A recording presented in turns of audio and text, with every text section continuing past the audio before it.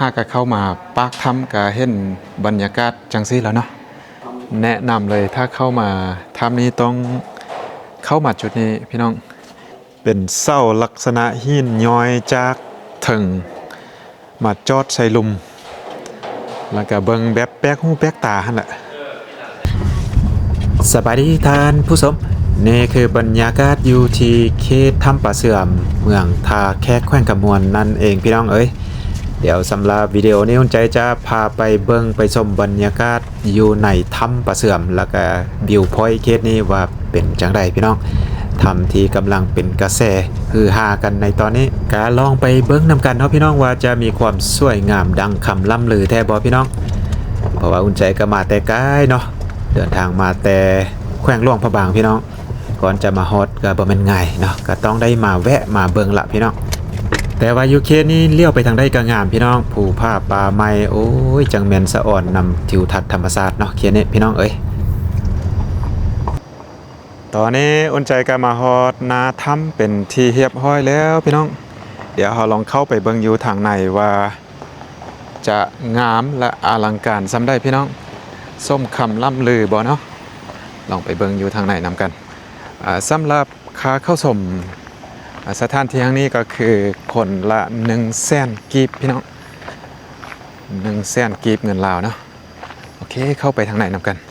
เพิ่นเปิดเริ่มตั้งแต่8 โมงเช้าจนฮอด5 โมงแลงพี่น้อง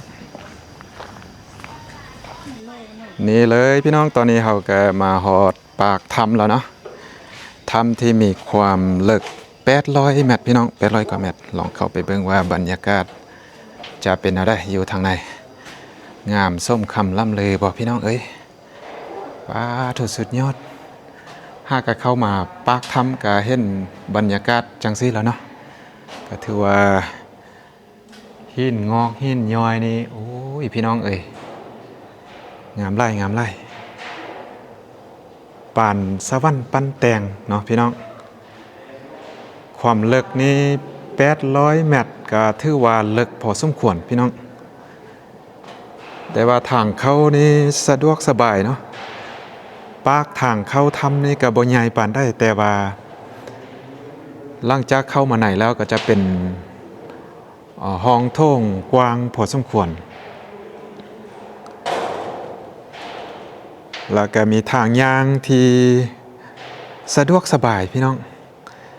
ทางลมก็มีน่องน้ำเป็นน้ำที่ว่าใสงามว้าวคำว่าป่าเสื่อมนี่ก็น่าจะได้มาจากซื้อป่าเลยเนาะพี่น้องว้าวสุดยอดมีโตเจียพร้อมโตเจียบิน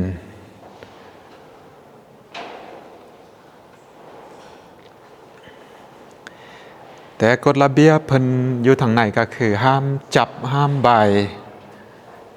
หินงอกหินย้อยนี่เด็ดขาดพี่น้องห้ามจับห้ามใบห้ามสูบยาห้ามนำกระเป๋าใหญ่เข้ามาทางในเนาะแล้วก็ห้ามเอาอาหารของกินเข้ามาทางในอีกพี่น้องเอ้ยกองถ่ายรูปต่างๆนี้สามารถเอาเข้ามาได้นะแต่ห้ามเอาไม้เซลฟี่เข้ามาก็ถือว่านำแต่กองเข้ามาได้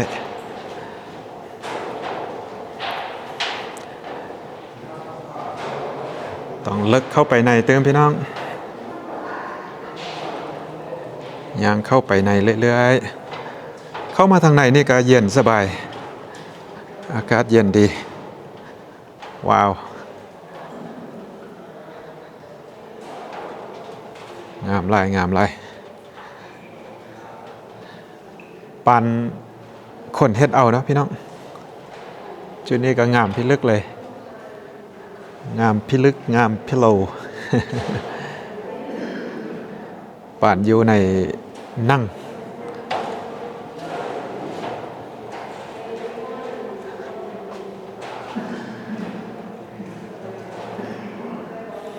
ทางลมก็จะมีน้ำแบบนี้ตลอดเลยพี่น้องเป็นน้ำ ใส่งามๆเลยก็น่าจะยังบ่สุดง่ายเนาะ800 เมตรก็ไกลพอสมควรก็จะย่างเข้าไปเรื่อยๆพี่น้องเบิ่งเข้าไปนำกัน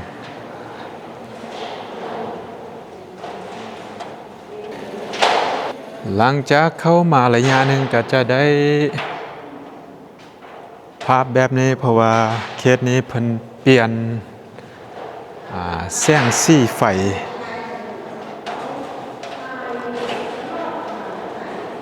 โอ้เลิกเข้าไปในพุ่นเด้อพี่น้อง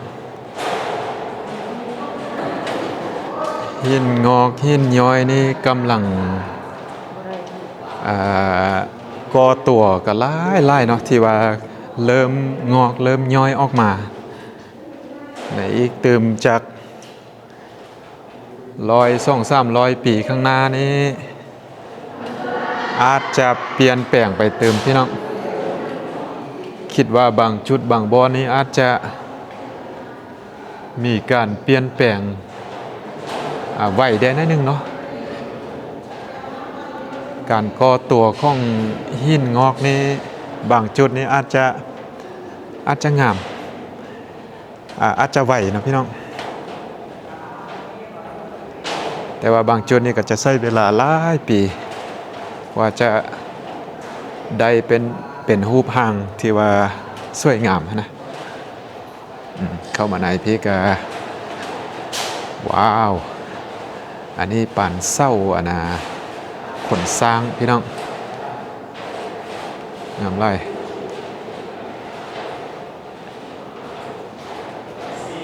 เนื่องจากว่าเพิ่นใส่ไฟแสงสีแบบแตกต่างกันไปนะก็จะได้เป็นความงามนี่ถือว่าแตกต่างเขาเปลี่ยนไฟปุ๊บเนี่ยก็จะเป็นสีสั้นไปอีกแบบหนึ่งทางลมนี่ก็ก่อตัวงามพี่น้อง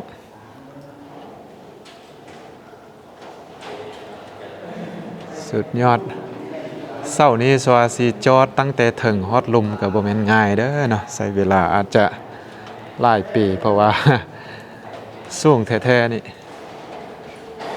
บ่อนนี้ก็เป็นบ่อนสถานที่เพิ่นมากราบไว้เนาะสักการะบูชาสิ่งศักดิ์สิทธิ์ที่ชาวลาวเขาเชื่อถือกันมาตั้งแต่ก่อนพี่น้อง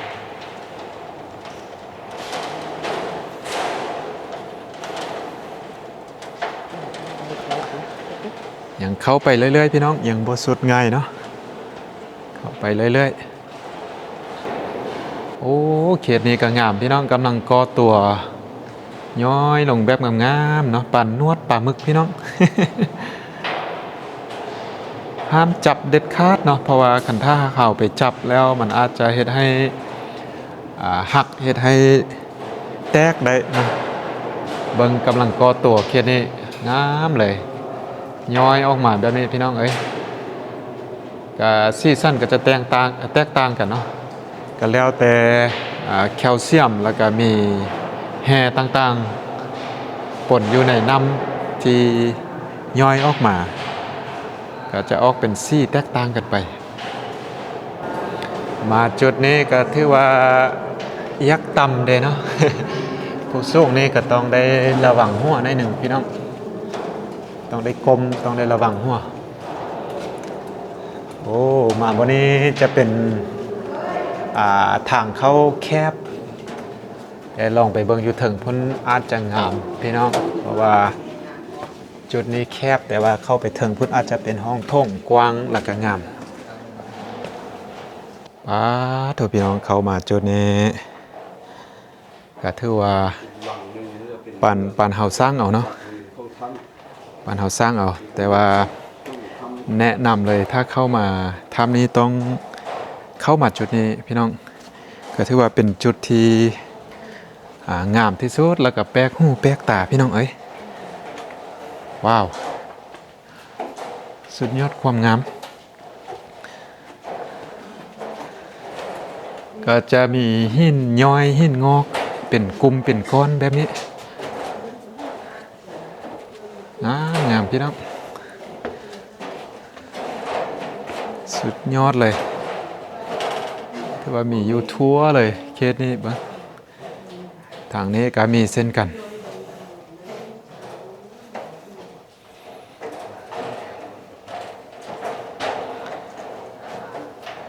ชุดนี้ก็งามเนาะ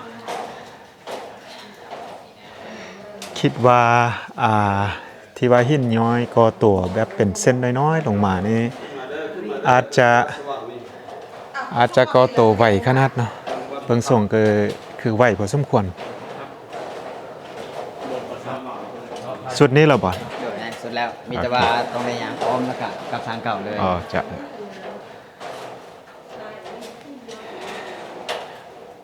ยอมครับว่าจุดนี้งามแท้ๆพี่น้องงามไรแต่ต้องยางมาให้ฮอตจุดนี้พี่น้องก็คือจุดที่ว่าสิ้นสุดของถ้ำนี่เลยนะงามตั้งแต่เริ่มเข้าปากถ้ำมาจนสุดถ้ำเลยพี่น้องถ้ำนี่ยอมรับว่างามแต่ว่าจุดสิ้นสุดของถ้ำนี่กว้างดีเป็นห้องโถงใหญ่เลยพี่น้องห้องโถงใหญ่แล้วก็กว้างแล้วสิ่งที่น่าแปลกหูแปลกตาก็คือมีเสาเนาะ ลักษณะเป็นเสาใหญ่ๆอยู่ทางหน้าพุ่นถือว่าอยู่ในห้องโถงใหญ่เป็นเสาลักษณะหินย้อยจากถึงมาจอดใส่ลุมแล้วก็เบิ่งแบบแปลกหูแปลกตาหั่นแหละแบบเด่นก่อนหมู่หั่นน่ะพี่น้องเสานี่เลยเนาะทางเถิงพุ่นก็เริ่มงอกเริ่มย้อยลงมาหลายเลยล่ะก็คืออุ่นใจเว้าไปเนาะหลายฟ้าหลายปีข้างหน้านี้อาจจะมีการเปลี่ยนแปลงจากหินงอกหินย้อยก็จะเปลี่ยนรูปร่างไปเรื่อยๆสังเกตเบิ่งเสาต้นนี้พี่น้องเอ้ยบ่ได้แม่นสีธรรมดาเนาะออกเป็นสีข้าวไข่มุกเลยล่ะงามพี่น้องแนะนำเลยเนาะต้องให้มาฮอตจุดนี้พี่น้องมาเบิ่งความใหญ่ความอลังการและสวยงามถือว่าเป็นเสาค้ำอยู่กลางห้องโถงใหญ่ๆเลยพี่น้องเอ้ยแล้วก็สีนี่เป็นสีออกเป็นสีข้าวไข่มุกที่ว่าแปลกหูแปลกตาจากหินย้อยจุดอื่นๆนั่นแหละพี่น้องแล้วก็มีหินบนนี้ถือว่าเบิงแปลกหูแปลกตาเช่นกันยอมรับเลยว่าเท่าที่เห็นทำมาบอกว่าอยู่ใส่กระยาเนาะแต่ถือว่าทำนี้ติดอันดับละพี่น้องความงามเนาะความงามความแปลกหูแปลกตาแล้วก็อลังการที่ว่าจากหินย้อยหินงอกแล้วก็ความลึกของถ้ำนี่ก็บ่ได้ธรรมดาเนาะเกือบ1,000 เมตรก็ถือว่าสุดยอดเลยลมนี้ก็เส้นกันกำลังก่อตัวขึ้นเนาะนี่ก็คืออีกมุมเนาะที่ว่าเป็นมุมค่ากลับออกจากถ้ำเดี๋ยวหลังจากออกไปอุ่นใจจะพาขึ้นไปเบิ่งเป็นวิวพอยต์เนาะขึ้นไปชมวิวอยู่ถึงภู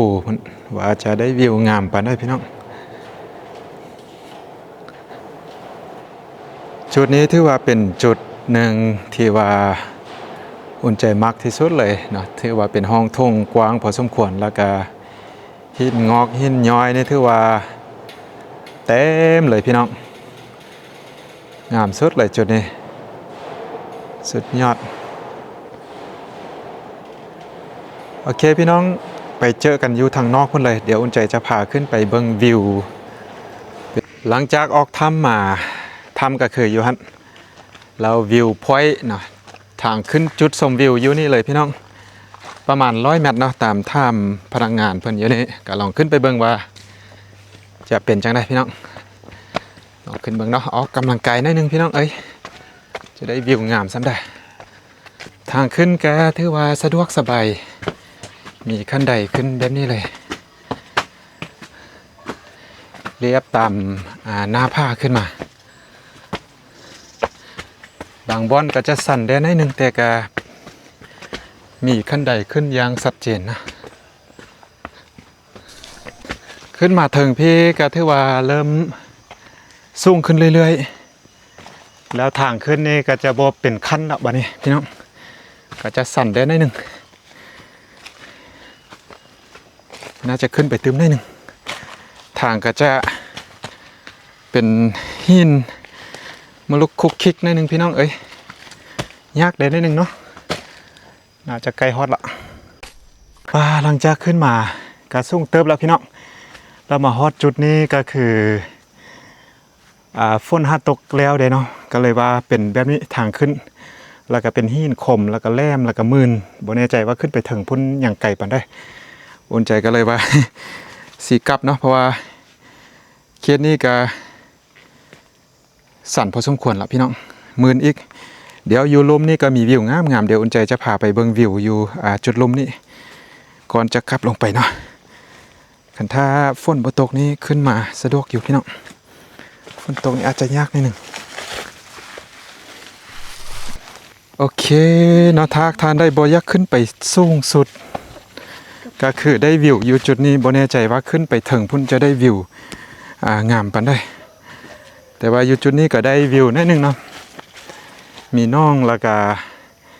วิวผ้าทางหน้านี่ก็ถือว่าสวยงามอยู่ย่างลงมานิดนึงก็จะได้วิวประมาณนี้เนาะก็ถือว่างามอยู่พี่น้องขึ้นมาฮอดจุดนี้บ่ได้สูงนะครับบ่ฮอด100 เมตรแต่บ่แน่ใจขึ้นไปถึงพุ่นวิวจะได้แบบกวมเต็มๆนี่บ่โอเคพี่น้องเอ้ยก็สิประมาณนี้เนาะอันนี้บ่แน่ใจว่ามันมากมั้ยยังนี่เห็นหลายเลยก็สิประมาณนี้พี่น้องเอ้ยสำหรับคลิปนี้เนาะน้องปลาเสื่อมน้องที่มีชื่อเสียง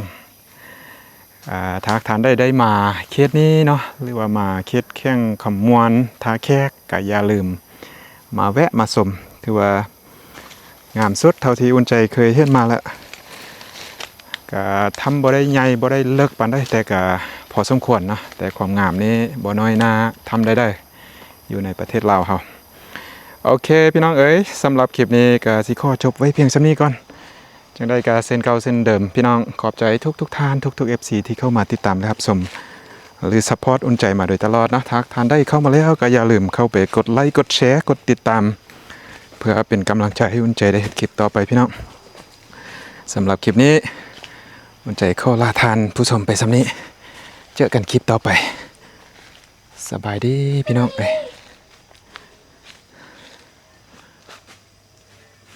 หมดเลยเหรอที่ตรงนั้น